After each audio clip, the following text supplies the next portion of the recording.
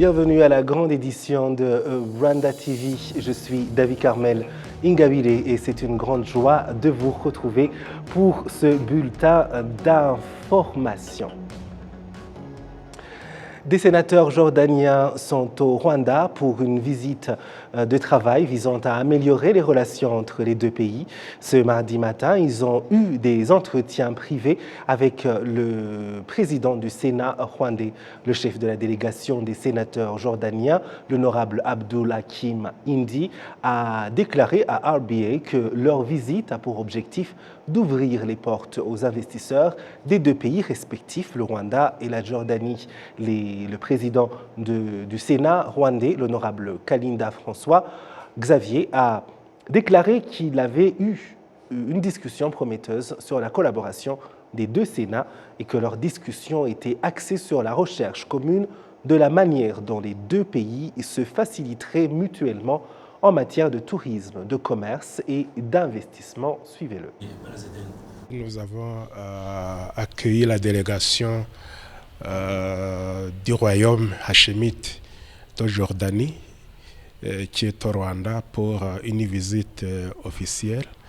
Nous les avons reçus ici au Sénat. Nous avons discuté de l'état de nos relations de coopération entre nos deux pays.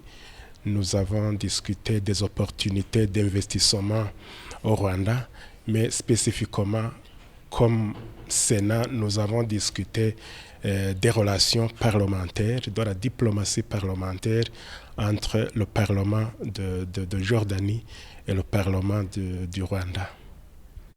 Ce groupe de sénateurs en provenance de Jordanie a ensuite rendu une visite de courtoisie au ministère rwandais des Affaires étrangères où ils ont été accueillis par le ministre Olivier Nduhungirehe. 634 jeunes centrafricains ont clôturé ce lundi la formation militaire de 6 mois sous l'égide des forces rwandaises de défense et ont intégré les forces armées centrafricaines. La cérémonie de clôture a été rehaussée par la présence du président de la République centrafricaine, Faustin Archange Touadéra, au camp militaire de Kasai à Bangui.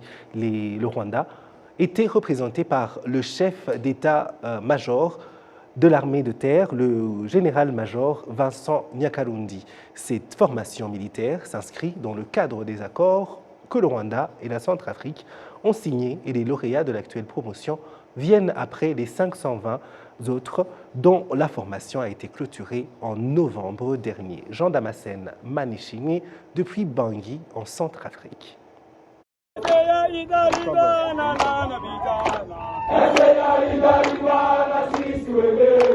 L'immense joie de plus de 600 jeunes recrues ravis d'intégrer les forces armées centrafricaines au thème d'une formation assurée avec l'appui des forces rwandaises de défense. C'est avec un grand plaisir de vous recevoir. Nous, la deuxième promotion, nous sommes fiers de la formation. On a suivi une formation intense. Tout ce qu'on a appris, on va mettre ça en pratique pour protéger notre pays, protéger notre famille, nos dirigeants. Donc on va mettre en pratique tout ce qu'on a appris, comme la combat d'une section, combat d'un peloton. On va mettre ça en pratique. Donc on va garder la discipline. Vu par rapport au conseil de nos instructeurs rwandais, on va être discipliné dans notre prise de fonction. Le chef d'état-major des forces armées centrafricaines se félicite de coopérer avec les forces rwandaises de défense. Cela, estime-t-il, permet à l'armée centrafricaine de se développer sur plusieurs aspects. Et vous savez, le Rwanda, c'est un pays qui avait subi dans le passé des difficultés. Et maintenant, ce pays est sorti dans la quasi-totalité, c'est presque une histoire. Et nous, on est en train de suivre la marche. Et en concertation que nos pays, avec ce chemin, nous orienter. On est ensemble avec nos frères rwandais dans plusieurs domaines. Non seulement dans le cadre de maintien de la paix que vous connaissez, ils font beaucoup d'efforts. Il y a plusieurs contingents. Mais ce qu'on a constaté dans ces contingents, on peut accepter et pouvoir apprécier à sa juste valeur. Ce n'est pas le même rendement. Alors, on on sait que, comme preuve, vous voyez aux côtés du chef de l'État, des autorités, même que ce soit de la MINUSCA, c'est par rapport à leur efficacité. On est en train de suivre la marche, de faire ensemble avec nos frères d'armes du Rwanda, en bilatéral comme dans la MINUSCA. Le chef d'état-major rwandais de l'armée de terre réaffirme la détermination du Rwanda à accompagner la Centrafrique, à renforcer sa stabilité par le biais d'une formation intense de ses forces. Je vais réitérer la détermination de la force rwandaise de défense, de sa disponibilité et vous réitérez son engagement d'être toujours à votre côté, à vos côtés, prêt à former les militaires centrafricains, pas seulement au niveau de formation de base, mais aussi dans les différents niveaux de formation militaire. Chez l'OREA, sachez que la formation militaire est un processus ainsi que sans fin. Votre formation ne s'arrête pas ici.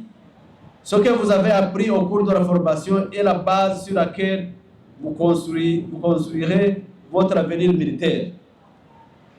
Continuez à vous améliorer, à chercher l'excellence, à servir avec intégrité.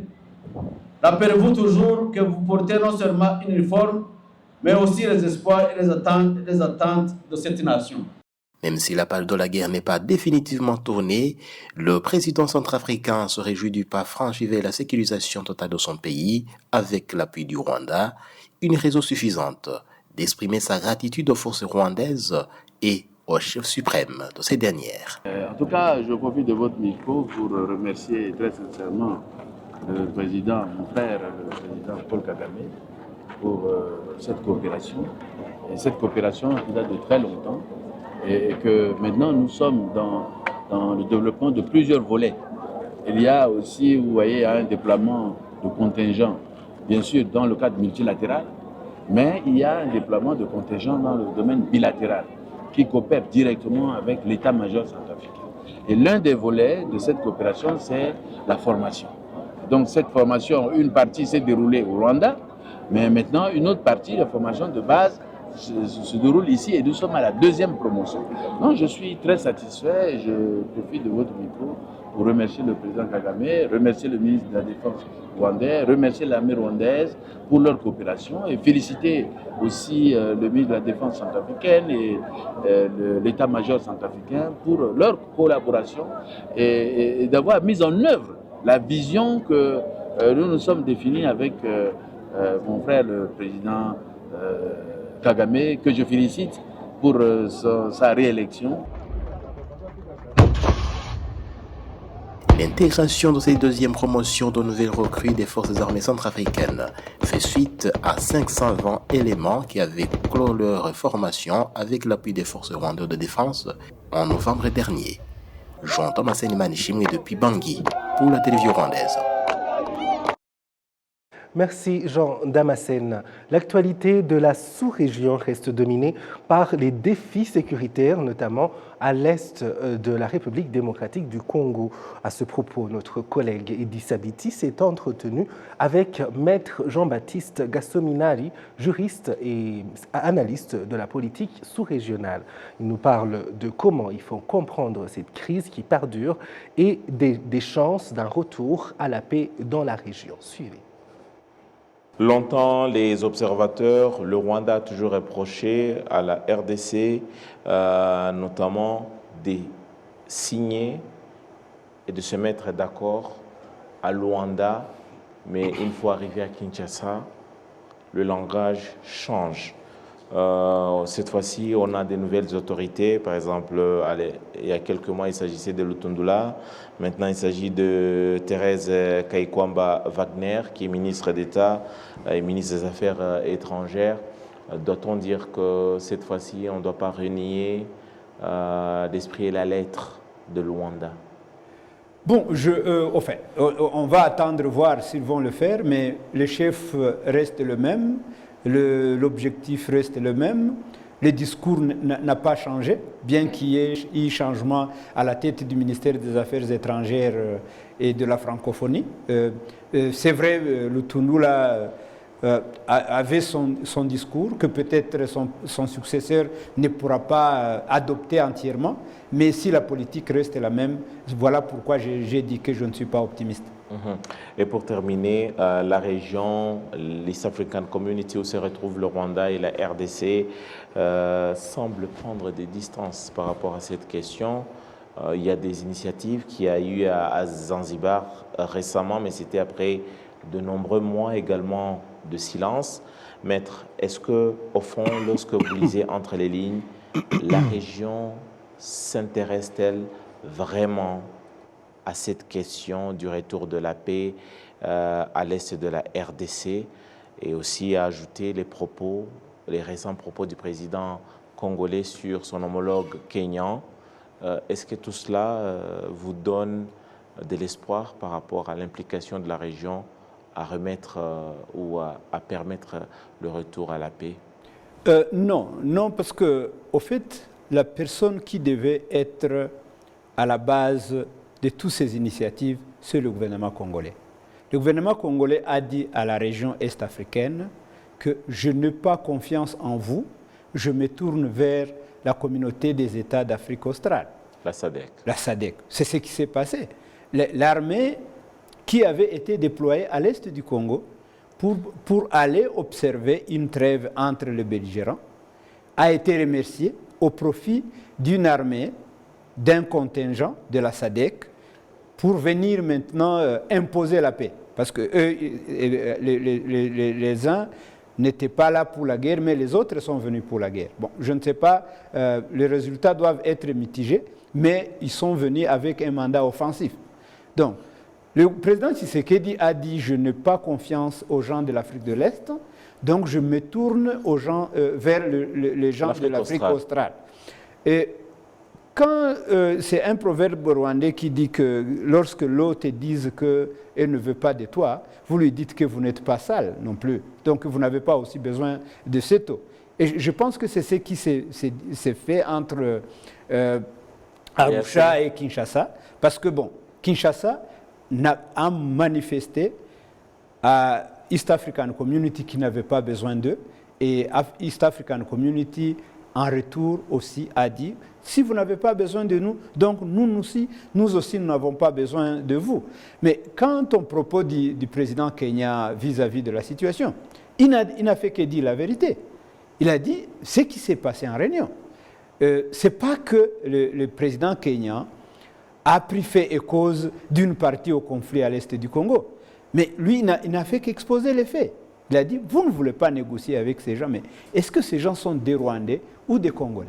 La réponse des autorités congolaises était claire et sans ambiguïté. Oui, ces personnes sont des Congolais. On a dit qu'il avait relayé la position et les propos du président Paul Kagame sur cette position-là, disant que... Mais en quoi est-ce que ça constituerait un problème si ce sont des faits avérés?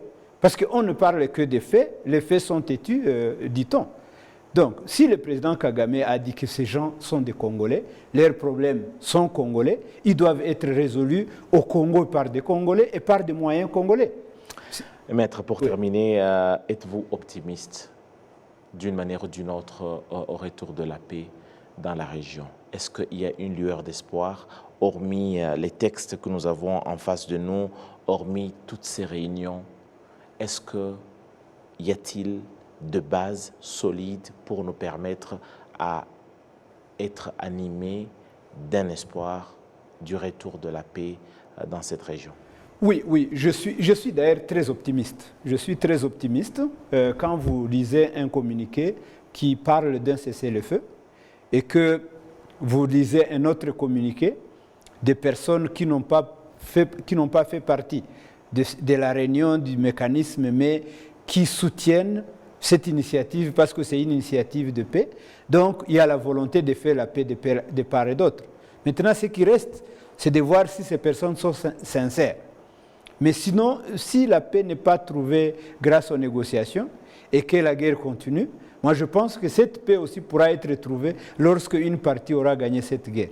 De toutes les façons, la paix, c'est quelque chose qui devra être retrouvés. Je suis très optimiste. Par n'importe quel moyen, moi je pense que notre région va être pacifiée. Vous suivez la grande édition sur Rwanda TV. Le Sénat rwandais exhorte le ministère de l'Unité des Rwandais et de l'engagement civique à suivre de près les travaux de recherche qui sont effectués sur le génocide perpétré contre les Tutsis, parce qu'il y a ceux qui s'en servent pour ternir l'image du Rwanda à travers le négationnisme et le révisionnisme du génocide commis contre les Tutsis. Kassim Youssouf pour les détails. Le Sénat rwandais, en sa session plénière de ce lundi, a reçu le rapport de la Commission des Affaires étrangères, de la coopération internationale et de la sécurité afin d'échanger les idées avec le ministère de l'Unité des Rwandais et de l'engagement civique sur les mesures à mettre en place pour lutter contre le négationnisme et le révisionnisme du génocide perpétré contre les Tutsis à travers des recherches qui sont effectuées.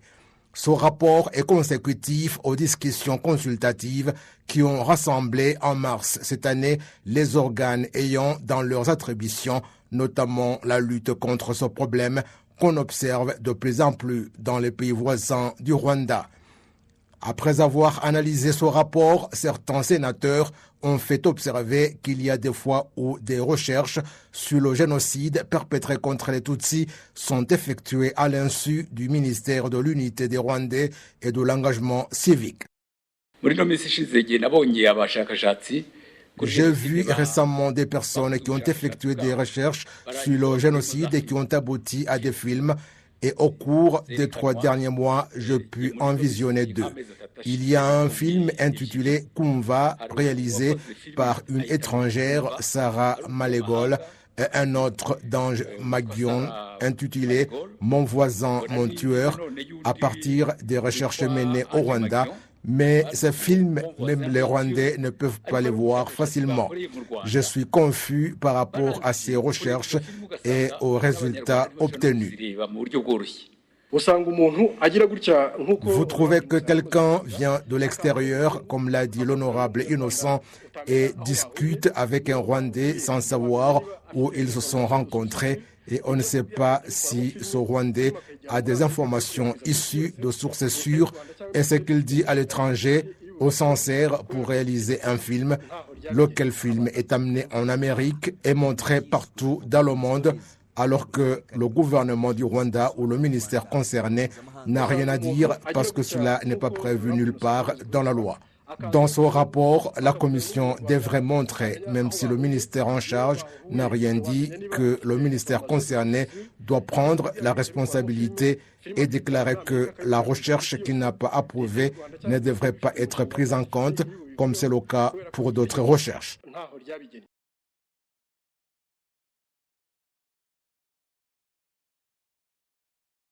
Les sénateurs ont notamment souligné l'exemple des mensonges formulés dans ce qui est appelé Forgotten Stories, une série de nouvelles dont la finalité est de ternir l'image du Rwanda. La présidente de la Commission des Affaires étrangères, de la coopération internationale et de la sécurité, Murangwa Ndangiza Adija, indique que le ministère de l'Unité des Rwandais et de l'engagement civique a le devoir de vérifier la mise en exécution des instructions relatives à ce qui mène des recherches sur l'histoire du génocide perpétré contre les Tutsis. Le problème est qu'il y a ceux qui ne l'appliquent pas et que parfois le ministère l'ignore. Nous avons en fait la particularité du génocide et il devrait également y avoir la particularité dans la manière dont les informations sont partagées et leur vérité. Si l'on ne parvient pas à ce qu'ils le font comme bon leur semble, il y a un problème parce que tout se termine par des choses qui ne sont pas vraies, parce qu'elles sont issues des fausses informations et que les auteurs rencontrent des gens qui n'ont pas des bonnes informations. Le professeur Dusingizemungu Jean-Pierre indique que le centre en cours de construction en district de Kamonyi, où seront rassemblées assez de preuves de l'histoire du génocide, perpétrés contre les Tutsis fournira de solutions parce qu'il aidera les chercheurs et ceux qui le veulent à connaître en long et en large l'histoire du génocide. Ce rapport, présenté lundi à la session plénière du Sénat, comprend les entretiens que le ministère de l'Unité des Rwandais et de l'engagement civique a eu avec la commission du Sénat en charge des affaires étrangères, de la coopération internationale et de la sécurité et concerne surtout les attributions de ce ministère et ce qu'il envisage pour que les recherches sur le génocide commis contre les Tutsis soient effectuées dans le but de lutter contre les négationnistes et les révisionnistes dans le cadre d'éviter les conséquences que cela pourrait avoir sur la société rwandaise. Voilà donc, nous arrivons à la fin de cette grande édition. Merci de nous avoir suivis. Je remercie toute l'équipe qui m'a aidé à la préparer. Au plaisir de très bientôt vous retrouver.